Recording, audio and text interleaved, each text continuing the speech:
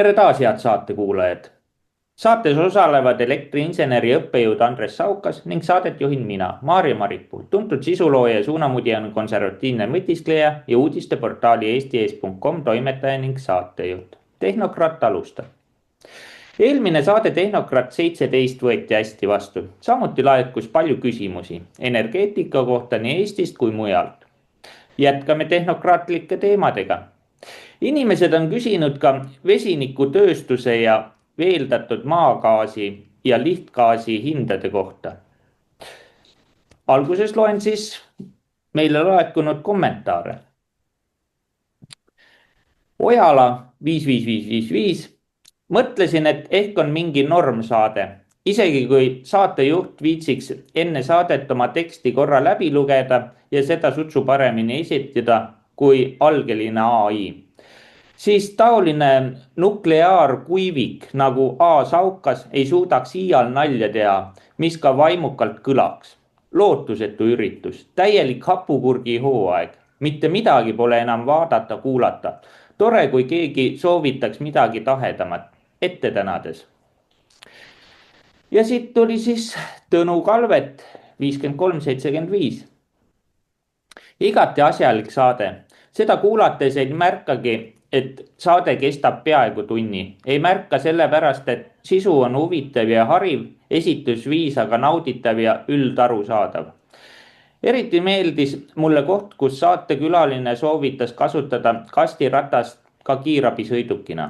NB, tegu polnud naljaga, kuigi esmapilgul võis selline mulje jääda, sest geniaalne karikaturist Erki Evestus oli 2024 aastal joonistanud pildi, kust kastiratast kasutab sõiduvahendina lisaks kiirabile veel politsei, tuletõrje ja matusebüroo.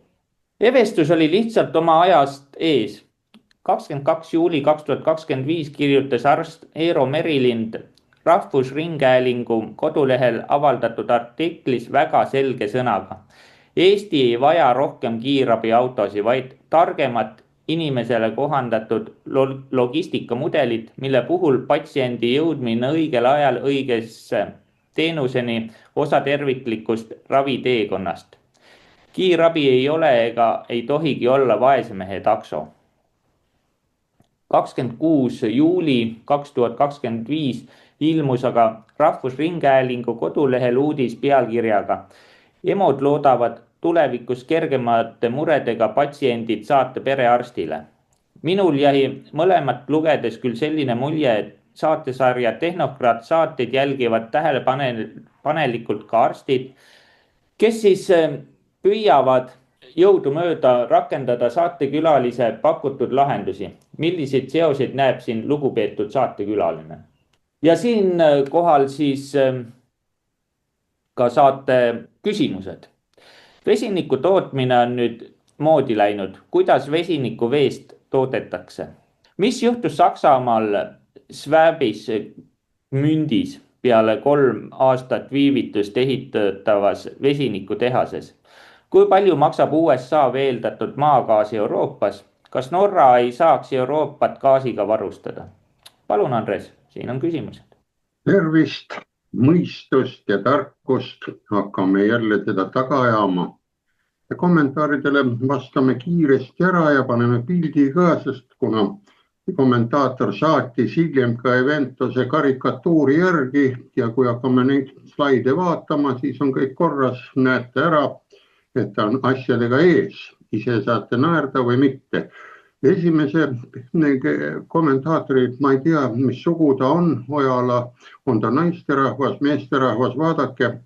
Ta pani siin nimeks ka mulle nimed meeldivad, pani nukleaarkuivik ja nii edasi. Ma olin sõjaväes fašist, natsist, igasugune diplomaat ja nii edasi. Nii et see on väga hea, kui inimese keel on väga arenenud. aga näete, ta on väga suures hädas.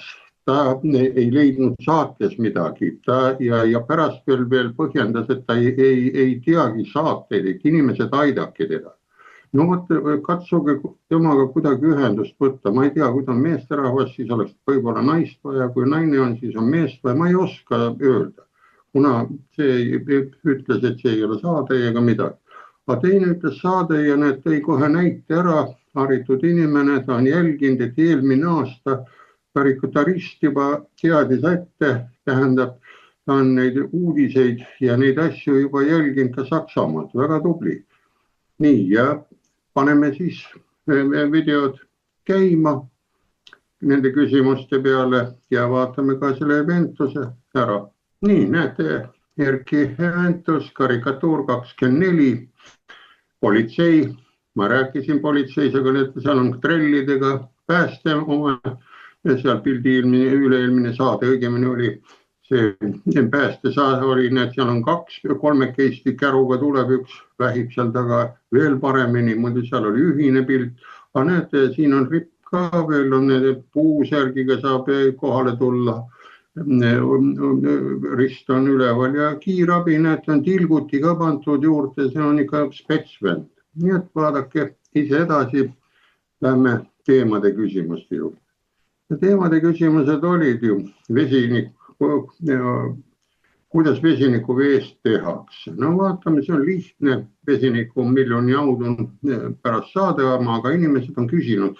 Näete, see on Hoffmanni elektrolüüsel, käime ära, 2 karpi, siia valatakse vesi sisse, me tegime laboris katseid juba, kui ma koolis käisin 8. klassi füüsikatunnis, olid need asjad olemas, valati sisse, vesi valgub mõlemale poole ja ühele poole pluss, sealt hakkas hapnikku tulema, alalisvool aku järgi, teisele poole miinus, klemm ja on süsinikuelektroodid ja siis keedad teda niimoodi vaikselt ära ja ta tahab väga suurt energiat. Ja laborikatses, kui kork selle maha võeti, siis see plahvatus oli päris suur. Ei olnud sädet peaaegu vaja, sai seal väikse suitsukoni või hõõgu asjaga, siis ta tegi pläraki ära. Pärast vaatame, kui suur see kütteväärtus ja plahvatusoht on. Ja nii, see on nüüd see kergelt. Vaadake ise, Hoffmanni elektrolüüsel lisaki sisse. YouTube'is näitab ka plahvatusi ära. Neid on lüüserid palju, aga see on neid juba, ma ei tea, üle 100 aasta või rohkem on see prooviti teha, kuidas ära, sellepärast kui keemik näeb neid asju, ood, hapnik, näeb vesiniku, kolmas kütte on ju süsinik, mida me põletame. Ja need kõik põlevad ja neid on meil energiaks vaja. Nii, lähme siis edasi, teine küsimus, mis siis juhtus Saksamaal Pesevmundis, näete. Et võtame ette ja siis saate aru, kas meil on ka siin vesinikku vaja või ei ole, sest ma tuletan teile meelde nõukaajal juba öeldud ja siis pärast, kui tuli, et eestlane täidab nõukogude ja neid halbu seadusi saksa täpsusega. Näete, kui sealt Saksamaalt tuleb midagi meil siia, siis see läheb kiiremini, sakslased ei jõuagi seda teha.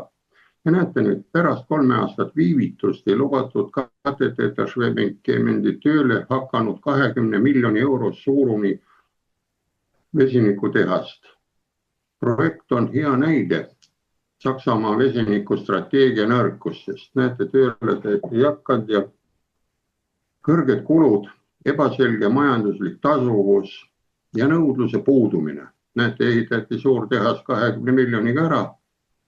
Puudumine on ühendatud poliitilise aktiivsusega. Näete, poliitikud teavad kõike, mis tehnokraadil vaja teha, ehitavad ükskõik mille valmis. Ja jällegi raisatakse maksumaksja raha utoopilistele projektidele. Mõelge. Mündi vesinikutehase lugu on otse kui õppetund kliimafanaatikute täiesti liialdatud optimismist. Ja näete, kliimafanatikuid tehnokraadid ütlevad, kui loll on optimist ja tema järgi minna, siis on see kõige ohtlikum olukord. Optimismi ei tohi kaotada, aga just, et lolluse peale panna. Juba 22. aasta juunis kuulutas linn uhkusega välja kliimaneutraalse tööstuspargi Aspen, mille keskmeks oli Prantsuse elektrolüüser. See on Prantsuse või see Hoffmanni Saksa oma. Tehase eesmärk oli meelitada ligi ettevõtteid ja olla tootmisvalmis hiljemalt 24. aasta alguseks. Vaadake, 24 on nagu läbi või ei ole või on. Kuid nagu selliste prestiižistate projektide puhul, nii sageli jäid teadaandjad pelgalt suurejooniliseks. Nii et hurraa ikkagi kostub kaugele, kui väravasse lüüakse pall, sellel on nagu mõtet, aga ülejäänud on nagu enne väravat ei karjuta, aga siin karjuvad, kui siin sporti võtta kasule. Ja tegelikult alustas tehast tööd alles, vaadake, 22. mail 25. Hiljuti. Ilma avatseremooniata, mis on põhiline, keegi ei tulnud linti läbi lõikama, pasunakoori ka ei võet, ja ennekõike ilma lubaduste katteteta. Ja vesiniku tootmiseks reklaamitud rohelist elektrit lihtsalt ei eksisteeri. 8 kavandatud tuulikut tahetakse sinna ka ehitada, et need hakkaks seda vett keetma kunagi hiljem, näete. Nagu isegi muidu rohelise meelega SVR lakooniliselt märkis, kui lähete selle sinise peale, leiate või selle artiklis, siis seal näitab. Ka reklaamitud jääksoojuse kasutamist munitsipaalujula jaoks pole kusagilt näha. No ujula taheti ka sinna kõrvale teha, et see teeb saunad soojaks ja vee soojaks ja käia ujub. Ja näete, mis siis on. Klientide puudumine ei tulnud sinna ja plahvatuslikult kasvavad kulud. Kainestavad hinnangud, täiendavate kulude suurenemine, näete. Algselt eelarvestatud summud kujunisid 20 miljoniks euroks, mida rahastati suurejooneliselt, näete, 6,3 miljoni suuruselt Euroopa Liidu rahastamise programmist HÜ5. Näete, sealt pandi raha hakkama, mitte midagi ei ole, lähme edasi. See sõltuvus toetustest paljastab juba projekti majandusliku ebaefektiivsuse. Nagu Reims Zeitungi kriitiline ajakirjanik pärast Prantsuse tootja Lüffe külastust tabavalt analüüsis. Need ütleb, elektrolüüsiri tugevam argument on tõenäoliselt miljonitesse ulatuv rahastamine. Nii et raha, kui paneme kuhugile auku ära, võtame rahva käest ära. See on ükskõik, mille ilusa asja tegemine, mis tööle ei lähe, küll on seda hea teha. Sest seal ei ole inseneri mõte, et projekteerimist, mitte midagi ei ole vaja teha, paneme auku ära, ütleme, see on ilus asi. Nii, näete. Ja keda nad arvestasid, kes hakkab seda gaasi ostma, seda vesinikku. Nõudlusolune on küsimusi vastused. Laevandusettevõtted lükkavad kalli vesinikud tagasi ja potentsiaalseid tööstuskliente pole kusagilt näha. Isegi kliimafanaatikust linnavolikogu, vaadake varsti meil tulevad ka volikogude valimised siin kohalikes, siis katsuge ka rohkem neid rohepöörajaid sisse saada, neid vanu tegijaid. Siis on asi paigas ikka. Fraktsioon, sotsiaalökoloogiline vasakpoolne, esitas juba 24. aastal ebamugavaid küsimusi, kes olid vastased kliimafanaatikust. Kus on lubatud 2000-3000 töökohta pidi sinna tulema paigale. Kes ostab toodetud vesiniku? Linnavalitsus ei suutnud vastuseid anda. No milleks? Ta ei vastuta ei siin, ei seal. Põhiline saab sinna. Ebaõnnestunud vesiniku unistuste mustrid. Näete, mündi fiasku sobitub sujuvalt mitmete ebaõnnestunud või kahjulike vesinikuprojektide seerias. Eespool oli ju saated ka, nagu on need vesinik on Ameerikas ka imelik, me jõume ka sinnapoole kunagi, kui on huvi. Nüüdseks tegevuse lõpetanud valgusfoori koalitsioon valitsuse mitme miljardi euro suurune riiklik innovatsiooniprogramm vesiniku ja kütuseelementide tehnoloogia jaoks. Tekitas juba rohkem pressiteateid kui majanduslikult elujõuline. Vesiniku tootmine elektrolüüsi teel on endiselt energiakadudega äri. Vaadake, vaatasime siin esimest pilti, kuidas seda lüüser töötab. Siin ta nüüd seletab ära, kui palju siis läheb seda särtsu ja elektrit. Tootmiseks on vaja umbes 3 korda rohkem elektrit. kust me saame selle. No muidugi päike paistab, päikesepatarei paneb, aga vesiniku ja kütust on kogu aeg vaja. Kui vesiniku hiljem kasutada saab, neid füüsikalisi piiranguid ei saa toetuste ja poliitiliste tahte abil ületada.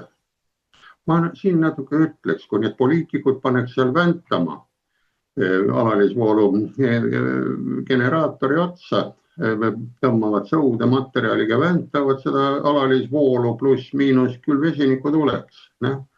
Siis neil ei ole aega seal istuda volikogus või volikogusse panna need masinad ära, need ühendada sinna vesiniku aparaat, lüüser panna õue peale, ta toodab ikka, kui seal 10 või palju neid 20 ja kõik need ametnikud ka väntama panna pidevalt 24/7. No, ma ei ole vastu sellesse, siis on sellel tuuliku või generaatoril mõte, sest alalisvoolu saab kasutada just lüüserile. Vahelduvool ei sobi, see tuleb teha ringi. Ja näete, tootmiseks on vaja, siin oli 3 korda rohkem elektrit, neid oli, ja siis vaadake punasega võtsin välja tõlkimisega, mis olulised. Plahvatusohtliku gaasi keeruline käitlemine on vajalik spetsiaalse infrastruktuuri ja ohutusabinõude rakendamiseks. Ja vaadake kütteväärtus nüüd, näete. Vesinikul HAS2 on 33,6 kilovatt-tundi kilogrammi kohta ja vedelgaas lihtsalt, need on 12,6, tähendab, ta on 3 korda plahvatusohtlikum. Nii et sellega saab õhku lasta lihtsamini kui gaasi, aga gaas ikka plahvatab.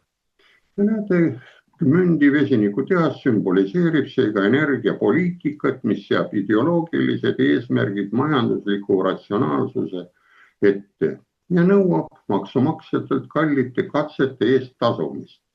Samal ajal kui mujal otsitakse pragmaatilisi lahendusi, jätkab Saksamaa subsideeritud vesiniku unistuste toot. Ilma klientideta, lisaväärtuseta ja ilma igasuguse kasumlikkuse väljavaadeteta. Näete, on ta kasulik või ei ole, saate teha, paneme siin ka need püsti roostetama ja elame nagu sakslased. Nii, siis jõuame väga huvitava küsimuseni, mis siin oli, et sõda käib meil ja igasugused sanktsioonid on siin igasuguste päevadega, iga päevalt loete, kuidas asjad toimivad, päevade vahetus on. Ja ka vaadake, mis toimub üldises plaanis, pealkiri on, näete, USA vedel. Küsimus oli, kui palju maksab USA veeldatud maagaas Euroopas. USA veeldatud maagaas maksab Euroopa Liidule 3 korda rohkem kui Vene torujuhtme gaas. Te saate ikka Report 24 selle pealt võtta. Veeldatud maagaas on Ameerika Ühendriikides kallist sealt osta. Aga ideoloogilistel põhjustel loobuvad nad odavast Venemaa torujuhtme gaasist. See kahjustab tarbijaid ja tööstust Euroopa. Kui kaua see jätkub? No saate, ta küsib seesamane artikli pealkirjas. Mina siin ei küsi midagi, sest kes minu subjektiivid küsimust kuulab. Euroopa ebaõnnestunud energiapöörde arve on järk-järgult ilmne. See on suurem, kui mõned olid oodanud. Samal ajal, kui Euroopa Liit tugineb üha enam täiesti ebausaldusväärsetele tasuvatele energiaallikatele, nagu tuule- ja päikeseenergia, ning eesmärk on Venemaa gaasi impordist, näete, kuni 2027 tahetakse ka kinni panna. Ungari ja Sloveenia on igal juhul vastu, ma usun. Aastaks täielikult loobuda. Paljastavad Eurostati hiljutised andmed keerulise reaalsuse. Vaadake, Ameerika veeldatud maagaas maksab Euroopa tarbijatele juba 2 korda rohkem kui Venemaa LNG. Nii oli 3 korda, see on täpselt teinud, siis arvutage nüüd. Näete, Berliner Zeitungi avaldatud andmed räägivad enda eest. 2025. aasta esimeses kvartalis maksid Euroopa Liidu riigid USA veeldatud maagaasi eest keskmiselt 1,08 eurot kuupmeetri kohta.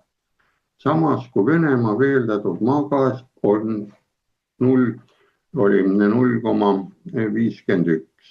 Näete ise, mis siin toimub. Hinnavahe on üle 100%, näete, ta on 2 korda praegult, ütleb ilusti seal eespool.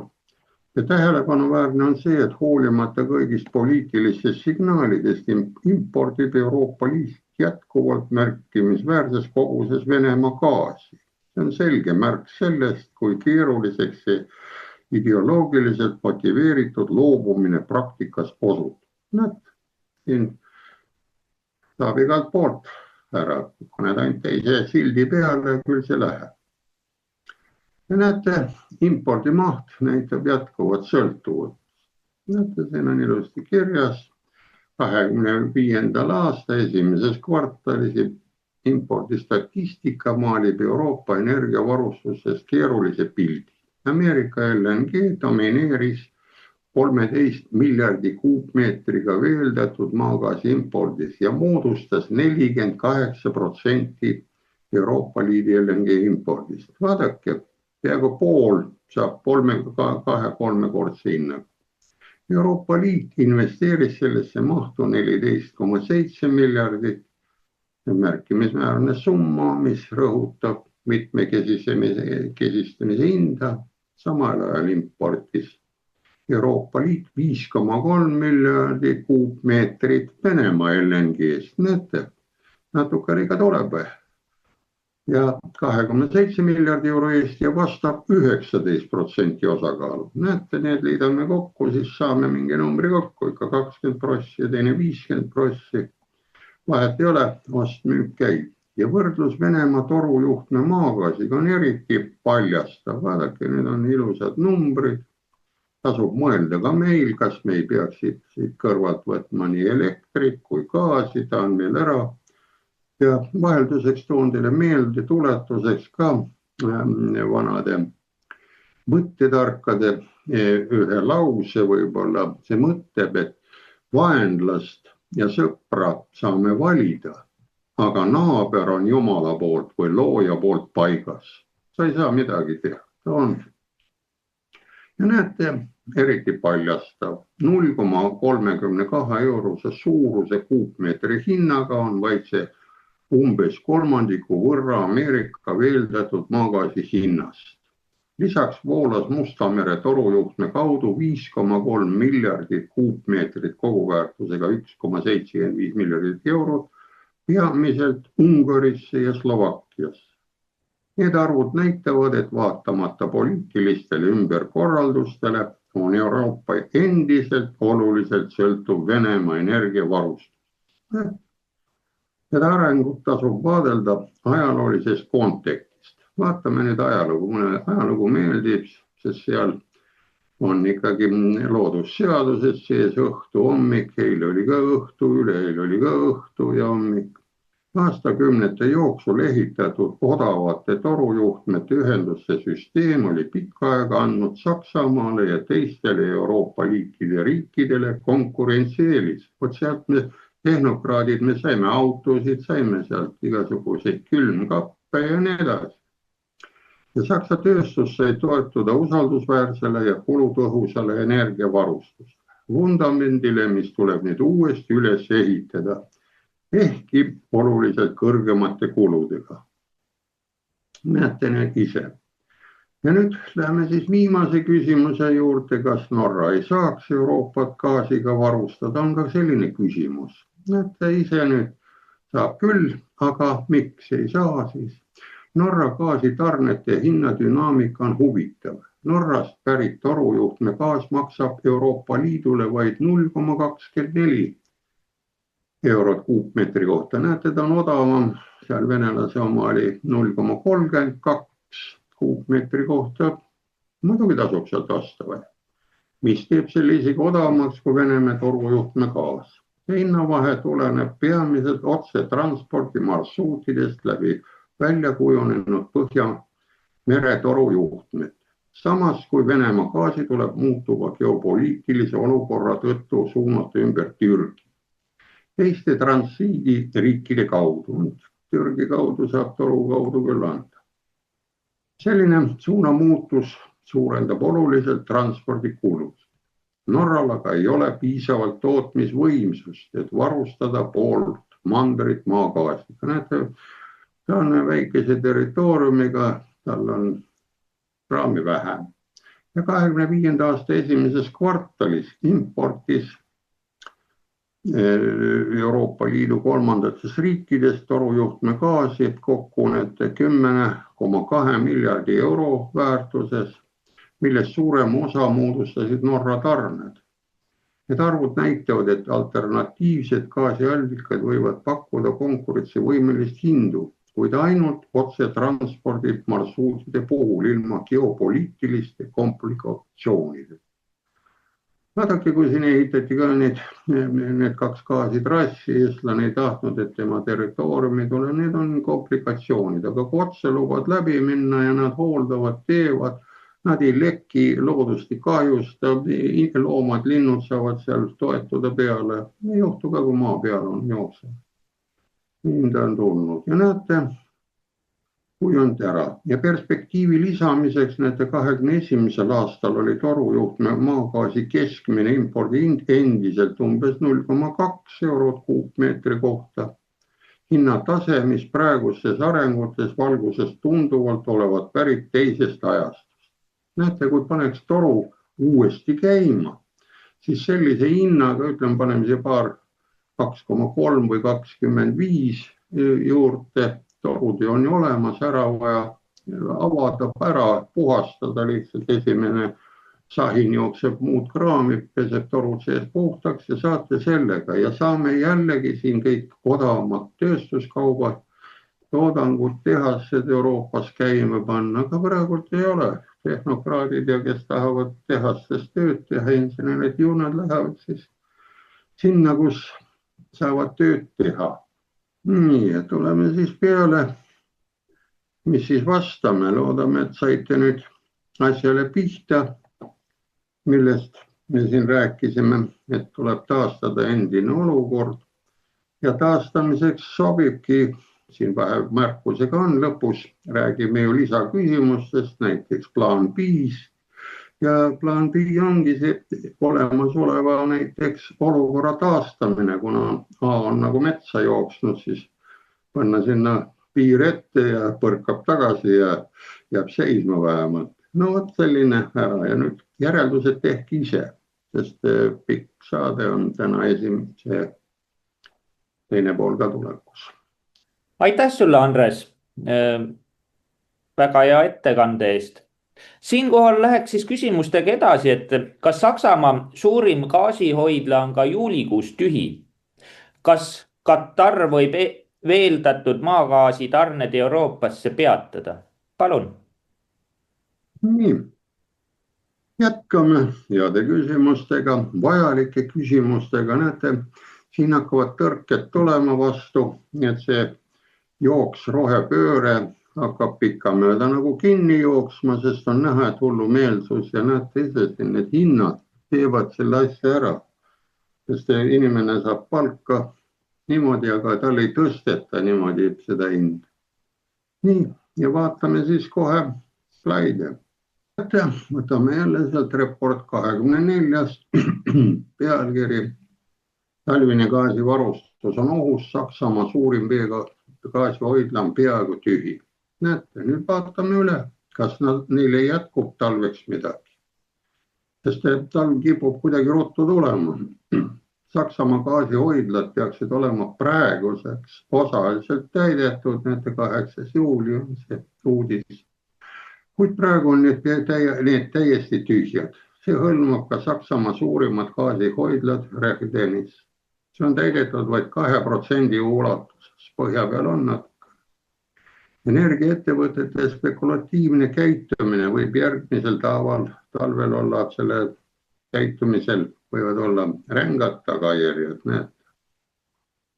Märtsi lõpus teatas report 24, et Euroopa gaasihoidlaid täidetakse kõhklevalt. Nüüd on juba juuli ja täiendamise asemel on olemasolevad gaasivarud veelgi vähenenud. Olukord on eriti hull Saksamaa suurimas gaasihoidlas Rechtenis. See on täidetud 25% ulatuseks. aga vaadake, eelmise aasta 1. novembriks oleks aga pidanud tase olema vähemalt 45%. Vaadake, need torujuhtmed ja peenikesed, kui ta laeva ja muu kraamiga tuleb, nad ei mahu seal parkima, nad ei mahu tankima, tühjaks lasta. Ja näete nüüd selle kohta ise, mis siin ütleb, näete, et rajatist haldab Sefles Torage, mis on natsionaliseeritud, on riigifirma, Securing Energy for Euroopa tütarettevõte. Näete, Euroopa standardid, Euroopa, nagu öeldakse, väärtused ei lase sellel gaasimahutil täituda. Tühjuse põhjusena tuuakse välja, et ettevõte ei suutnud Prisma kauplemisplatvormi kaudu 25-26 aasta hoiustamise aastaks võimsust eraldada. Näete, riigifirma jäi nagu oma ametnitega ette, oleks olnud erafirma. Meil on ka ju riigifirmad siin, energiafirmad. Ja vot see mõjutab küllaltki hästi seda. Nii. Ja vaadake, alates 23. aasta lõpust on tekkinud hinnaparadoks. Varasemate tasemete asemel ei ole gaasi hinnad suvel enam talvest odavamad. Seega eelistavad energiaettevõtted ilmselt osta nõudmisel. Nii, näete, nõuame kui tahad, aga kui on järjekord pikk, see on väga riskantne hasartmäng, sest kuigi Iraani Hormuzi väina blokaadi oht vähemalt praegu on välistatud, mäletate, siin hiljuti oli, et panevad selle kinni, tekitavad Jeemeni, Ansari ja Lahhi rünnakud piirkonnal kaubalaevadele uusi probleeme. See kujutab endast tohutut geopoliitilist riski, mis võib viia tarnehäireteni.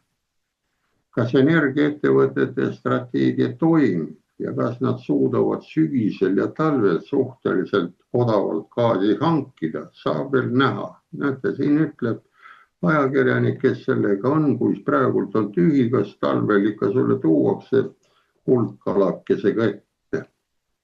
Teine probleem seisneb veeldatud maagaasi veeldamistehaste ja veeldatud gaasi tankerite endi piiratud võimsuses. Kas ettevõtte strateegid on sellega arvestanud? Piiratud võimus, ma ütlen, ei ole võimalik seal tankida, kui üks tanker on ees, see peab tühjaks saama mitu päeva, nädalad, 2-3 pumpavad seda tühjaks ja nii edasi. Ja näete nüüd, kohe tuleb see samane järgmine küsimus.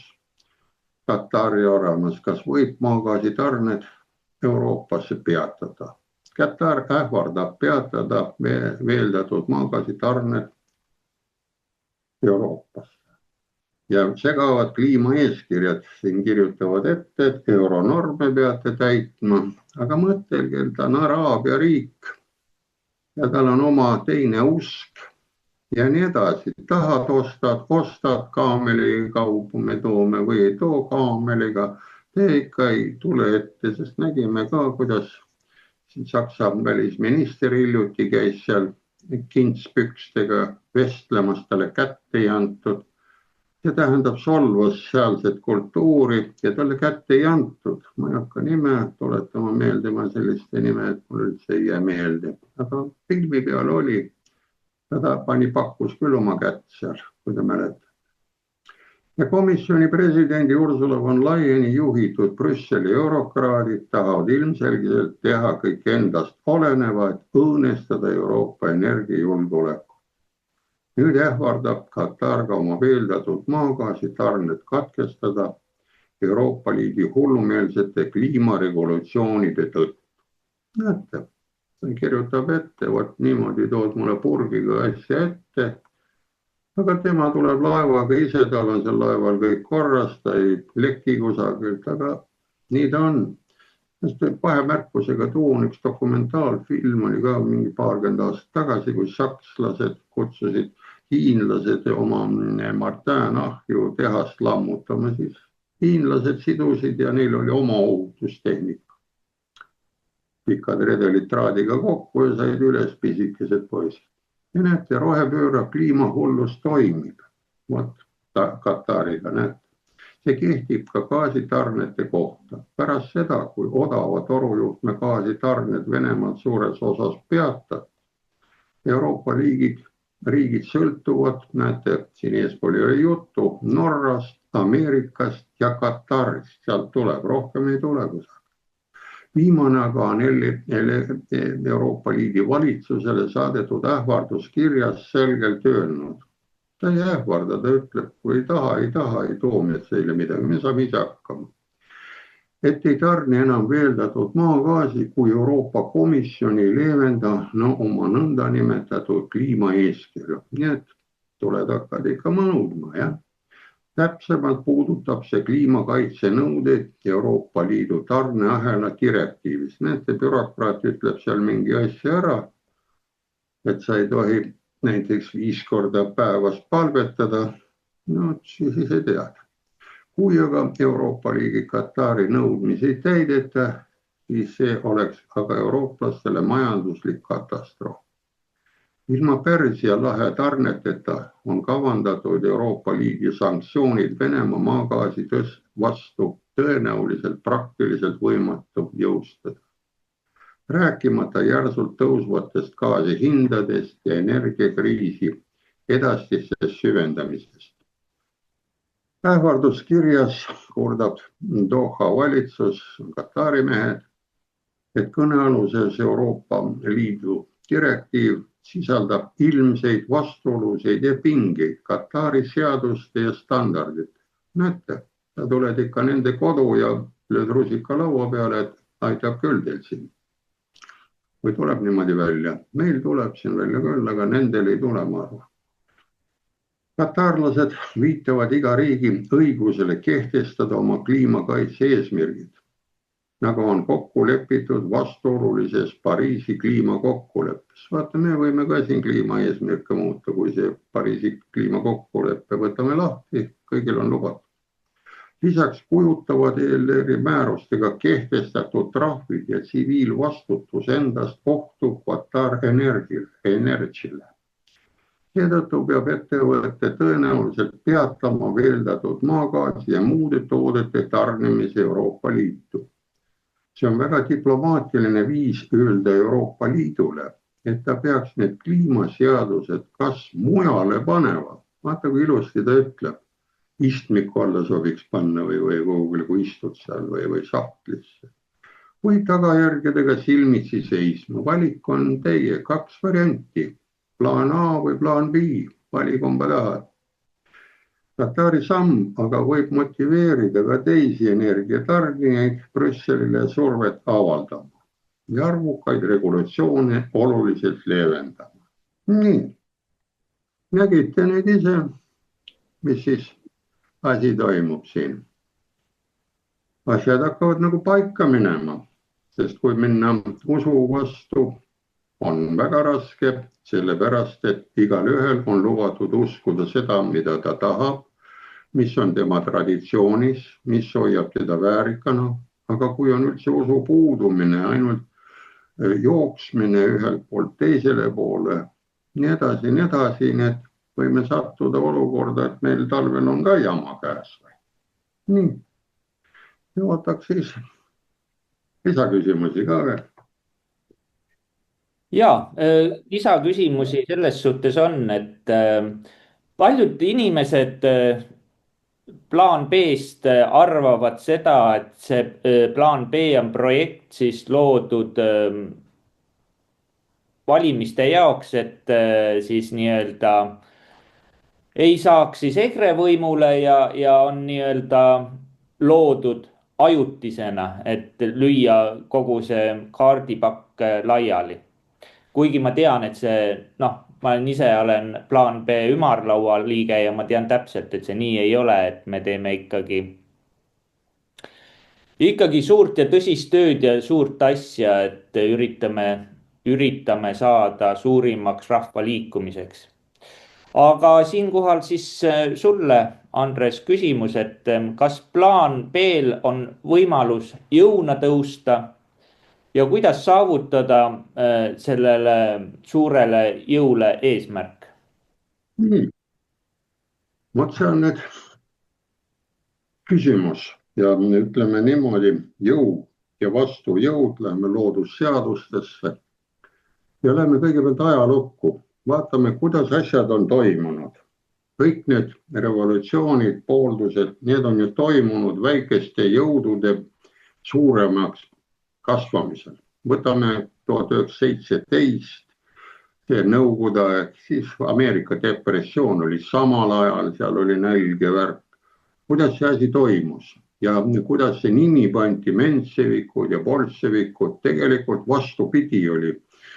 Kogu aeg olid need vähemuses, olid need samad ja nendel oli hea hüüdlause ja katsume selle hüüdlausega paika panna, kuidas see ütles, mäletate, kõigi maade proletaarlased ühinega. Tähendab, kõik vaesed peavad saama rikkaks.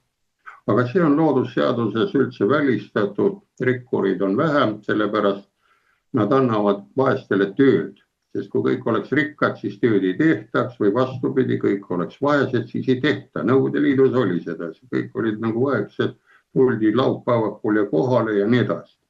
Ja vaadake need ajajärgud, need korduvad kogu aeg. Ja seal oligi, miks bolševike nimi tuli ühel koosolekul, ainult oli nendel enamus oli sees, siis nemad jätsid endale valega bolševismi ja bolševikud ära, kuigi neid aadlikke menssevikke oli rohkem. Ja vot tuligi väiksest ära ja rahad tulid sealt ära ja hakati seda loodusseaduste vastust süsteemi ajama. See oli punapööre, vähemni ära, kõigi maade proletaarlased ära. Ja sellega nad saavutasid väga suure võimu igal pool, nii Euroopas, Ameerikas ja jõuame ka siis, tuleme edasi 30 aastatega värgid, tekitati sõda, siis olid jälle parimad poisid jälle koos, mäletate, Gorbatšov ja Reagan, mõlemad soliidselt sellist ära, aga enne seda oli Venemaal ju Brežnev ja Andropov ja need vanurid 3 tükki hoidsid seda süsteemi kinni, et see pendel nüüd teise poolt katki ei läheks ja hoidsid, aga pärast nagu ütles Gorbatšov, protsess, protsess ehk protsess hakkas liikuma. Pendel jõudis sinna äärmusesse ja hakkas kolinaga tulema ja mis siis kolinaga tulid, näete, mis toimus, Augusti putš ja vaatame, võib-olla august on ka põnev aeg, tekib siin meil Eestis ja üle Euroopa, aga tavaliselt tekib see, asjad tekivad suurtes kohtades ja siis see jõuab väikse viivitusega siia Eesti kanti, nii et vaadake, kuidas need asjad on.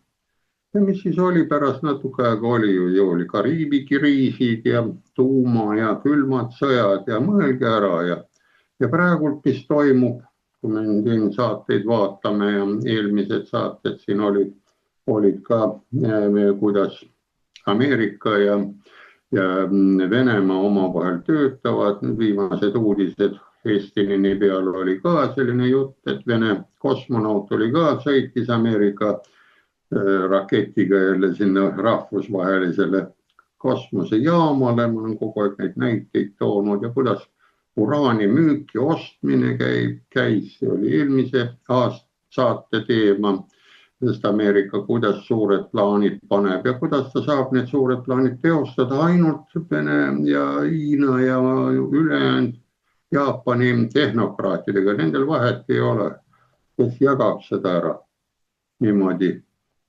Ja vot nüüd plaan B kohta, tal ongi nüüd esimene soovitus, mis ma nüüd pakun välja, kirjutage või üles.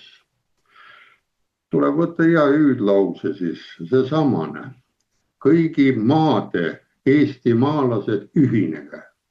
Nii et igalt poolt, Rootsist, Ameerikast, igalt poolt mõtted käima panna, ta on väiksed.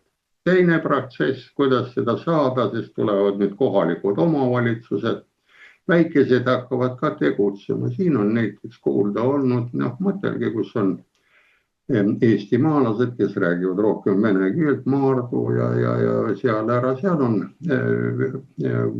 sellised ühendused nagu Koos, siis on ERK näiteks on olemas, kes eraldus sealt EKRE-st ja siis on ERE ja vot need on vaja kokku saada. Ja kuna praegult seesamane pendel on jõudnud lõppu, siis arvestage, on ju revolutsioon, mis tehti. Mõtelge nüüd selle sõna nimele reform, revolutsioon, tema jõudis nüüd ääre peale.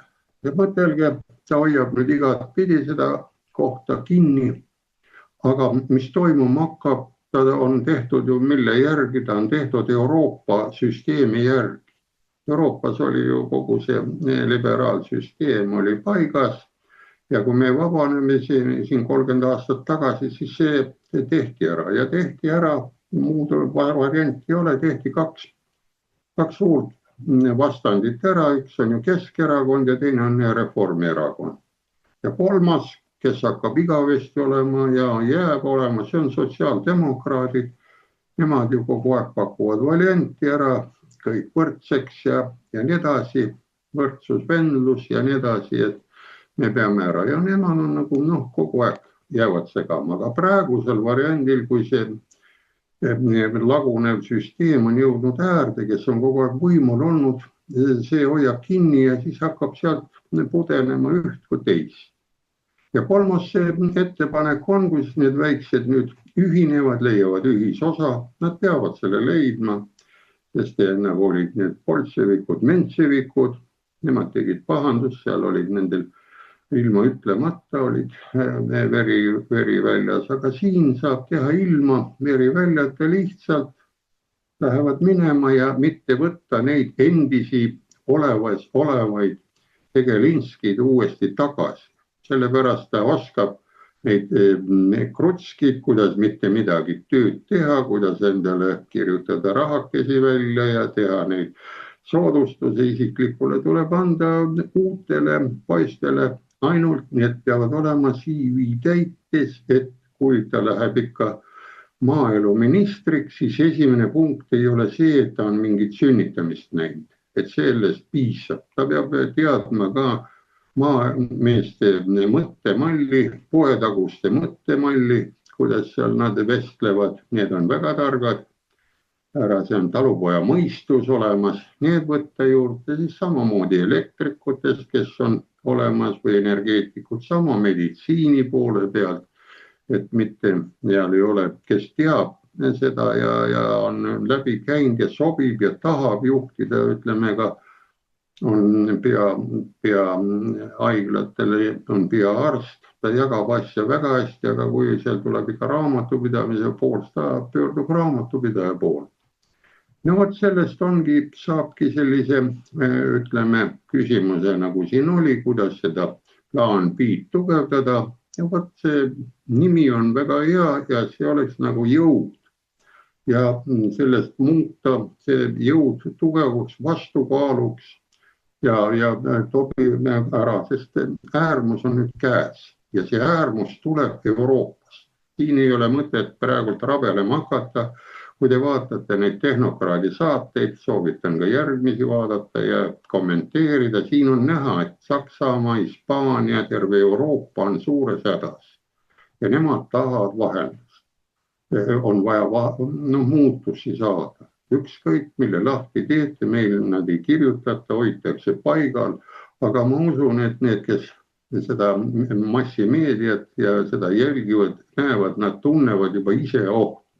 Tegelikult kardavad nemad, mitte meie siin tehnokraadid või need alternatiivsaadete tegijad.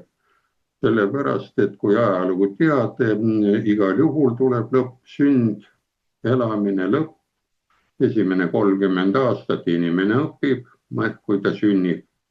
30 järgmine 60-ni töötab ja peale 60-ndat alati ta väärikus ja seda annab oma teadmisi edasi. See ongi alateadvus, teadvus ja üliteadvus. Ja vot siin ongi, kui see noored enam panureid ei kuula, nende väärikust seda ei taha, tõmbavad joone vahele, ongi ära. Ja põhiasi ongi ühineda oma vahel, leida see ühisosa väikestel ja see lagunev süsteem, mis on tulekul ka kordama, ise mõelge, kes on sealt valida ka asjalikud inimesed, vaadata, kes nad on. Nad läksid ju sinna ka üle tehnokraatia kõike aga nad ei kujutanud ette, et sattusid valesse partiisse või valesse mängu. Nii, see on minu poolt vastus. Aitäh sulle, Andres. No mina näen seda niimoodi, et Reformierakond on etapis, kus revolutsioon sööb omad lapsed. Ehk siis nende töö on tehtud nii-öelda omaenda revolutsioonilises mõttes ja nüüd lihtsalt nad süüakse ära ja tulevad uued tegijad. Aga muutust on vaja ja muutus tuleb ja kindlasti tuleb, et plaan B teeb selle ära. Aga siinkohal lõpetame saatega. Aitäh, kallid vaatajad, et vaatasite, järgmine kord taas teiega. Nägemist. Nägemist.